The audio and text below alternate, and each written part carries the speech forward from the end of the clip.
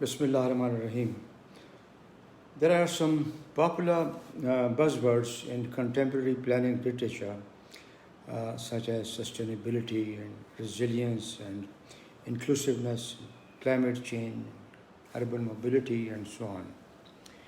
And one of such phrases is cities are engines of economic growth. Yes, they are. They are magnet and hub of attraction, centers of businesses and industries, provide jobs, attract investments, generate revenue, and so on. Their well-developed transportation network facilitates trade and commerce. They have institutions of higher learning, higher order health facilities, entertainment, and so on. All that is true. Undoubtedly, cities serve as engines of economic growth. But there's a limit. We should not overdo it.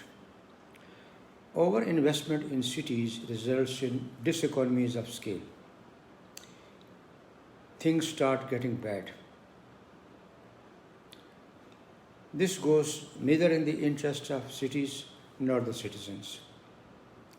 More and more urban investments create more job opportunities, hence attract more people towards cities from other areas, and this becomes a vicious circle, aggravating the existing urban problems and putting further pressure on already fragile urban infrastructure. New schemes, underpasses, overheads, ring roads, new housing areas, etc., do not solve the problem. It's like a fat man with a big tummy trying to resolve the problem by loosening his belt. So, what do? Expanding urban footprint results in smog, traffic congestion, wasting hours of time on roads stuck in traffic, increased cost of infrastructure because of urban expansion, longer distances, more travel times, more fuel consumption, pollution, environmental degradation, and so on. But despite all that, cities will keep growing. We cannot build a wall around the city. The whole idea is to try to contain the inflow of population into major cities. How can we do that? Perhaps establish nice, well-planned new towns at good locations here and there so that people get attracted to these instead of making jump migration from a far-off village to a mega city. So let's now discuss this concept of new towns, particularly in our own context. Apart from absorbing future urban population, new towns can also be a solution for regional development, address regional disparities, and stimulate development in surrounding areas. They can be designed with modern infrastructure and eco-friendly practices, which may not be so easy in existing cities. But on the other hand, establishment of new towns is highly capital intensive. The cost of investments in infrastructure, housing, utilities, and basic services is staggering for a country like ours with limited resources and struggling economy. Raising capital through public-private partnerships, international aid and loans from development banks can be an option, but they often come with conditionalities.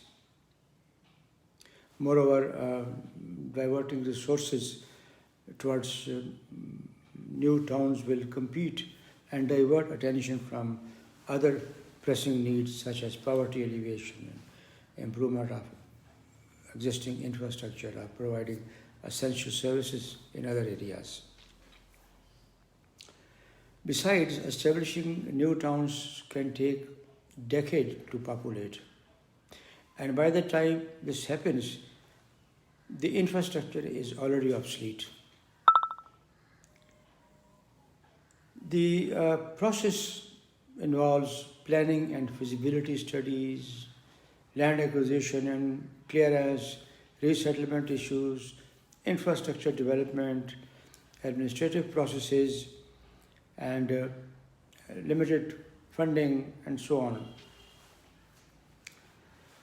Given these factors, it is common for new town projects in poorer countries to take several decades from conception to completion. Even housing schemes in our existing cities, take years to populate, except for a few well-developed societies with the reputation of safe investment. Otherwise, large number of schemes remain vacant for years and years. I remember under some project we were assessing the efficacy of Zakat housing under Junejo's 5 or 7 point program. These were clusters of 40 houses in each district. It is very nice, low-income, two-roomed houses with a veranda and a courtyard and a latrine, etc. We visited quite a number of such clusters. None of them were occupied. These were being used either as cattle sheds or for immoral activities. Now, there are some reasons for their failure, but the argument that I am trying to emphasize here is that developing new towns can be challenging and costly. As an alternative, instead of letting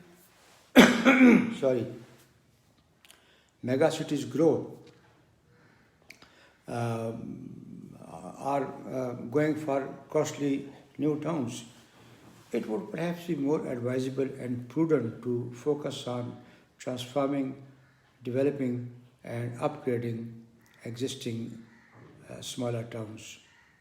And I will explain that why. And I repeat smaller towns because our intermediate towns are also huge.